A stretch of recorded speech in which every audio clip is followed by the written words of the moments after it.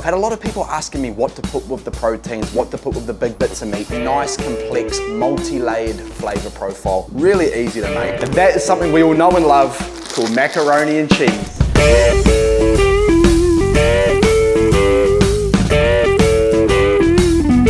What's going on, boys and girls? Welcome back to a new episode of Mario Meats. I've had a lot of people asking me what to put with the proteins, what to put with the big bits of meat. So today I'm going to be showing you guys a quick and easy side. And that is something we all know and love, called macaroni and cheese. Now we're going to be cooking this today on the Traeger Pro Series 22. Palette of choice is going to be hickory. And we're going to be cooking at 107 degrees Celsius. If you don't have a smoker, you can follow along in your oven. First things first, you're going to want to get yourself a nice aluminium tray. Then you want 500 grams of pasta elbows. Bang. Straight in the tub. What you're going to want next is some fresh Gouda cheese. Don't buy any pre-grated packet stuff, get the fresh blocks. You want to be grating up about 100 grams. Now it can be quite a tricky cheese to grate as it is very, very soft. You can get handle graters if you're a pussy. All right, that's about 100 grams of Gouda cheese. Next up, what you want is 100 grams of Colby cheese. Again, we're not using any packet pre-grated It's about 100 grams. Next up, you're going to want 100 grams of tasty aged cheddar. Another 100 grams there. And last but not least, 100 grams of Parmesan cheese. Just like that, we got 400 grams of cheese of 4 different cheese types. Now, the reason we use 4 different cheese types is we want to create a nice, complex, multi-layered flavor profile. And that's what we're going to achieve with this. What you want to do now is mix your cheeses together, and that's just going to go straight on top. Nice and easy. Alrighty, what you're going to want next is 4 tablespoons of unsalted butter. I'm just going to be putting that straight on, bang, bang. Bang, bang. Grab 2 more little pats there, just for that back corner. What you're gonna want next is about 100 grams of cream cheese. Cut that up. I'm gonna put that right alongside the butter. All right, 2 there, 2 there. I'm gonna go 2 there. Next up, what you want is 2 cups of full cream milk. Now, I understand what you guys are probably thinking. You're probably thinking this looks like absolute utter shit. And for the most part, I do agree. But trust me, 1 cup of milk, that's 2 cups. And then what you're gonna want is 4 cups of half and half. So half milk, half cream. Now some places will sell a half and half. Where I shop, they don't. So we're gonna be making our own half and half, just with some thickened cream and of course some full cream milk.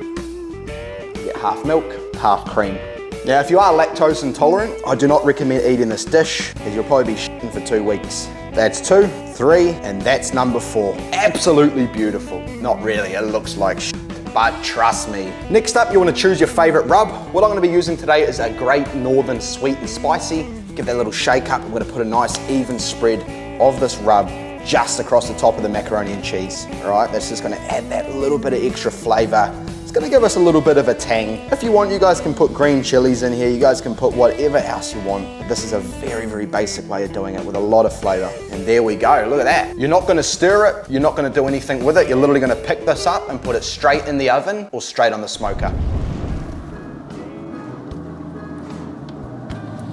That's how it looks fresh on the smoker. We're gonna leave that there for about 60 minutes. Then we're gonna come and give it a stir. All right, boys, it's been an hour. Let's see how we're looking.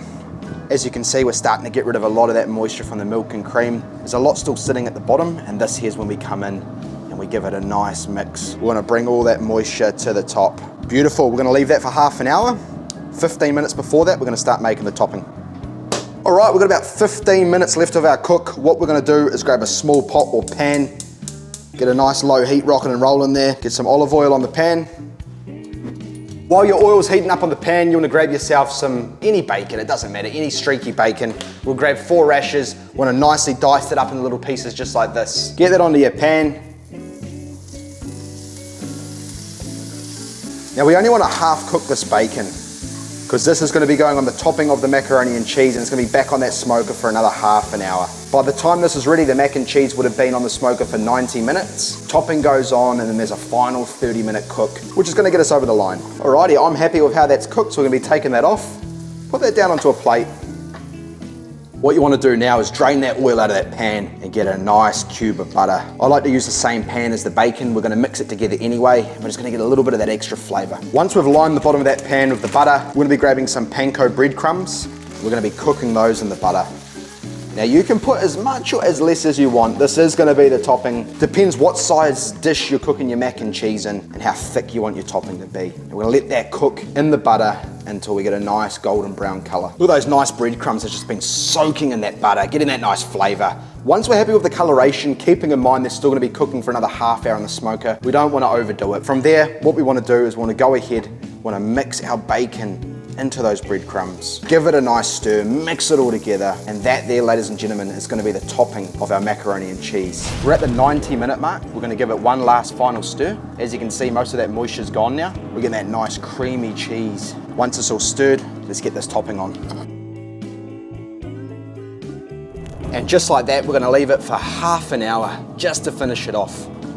Another half hour's gone by, and our mac and cheese is officially finished. Take a look at that. Absolutely phenomenal. Beautiful top crust. But let's take a look what we're dealing with on the inside. Look at that. Absolutely beautiful. Now, the moment of truth. To think from the beginning, we went from that really watery cream and milk. To see it turn into this here, guys, this is the result that you want.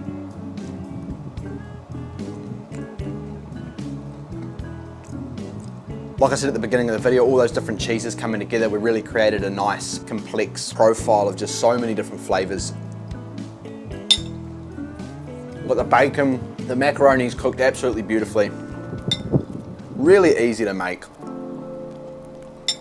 The only people that should not make this are people that are lactose intolerant. Again, do not recommend it. But if you like mac and cheese, this recipe is probably one of the best mac and cheeses I've ever had, hands down. Give it a go for yourselves.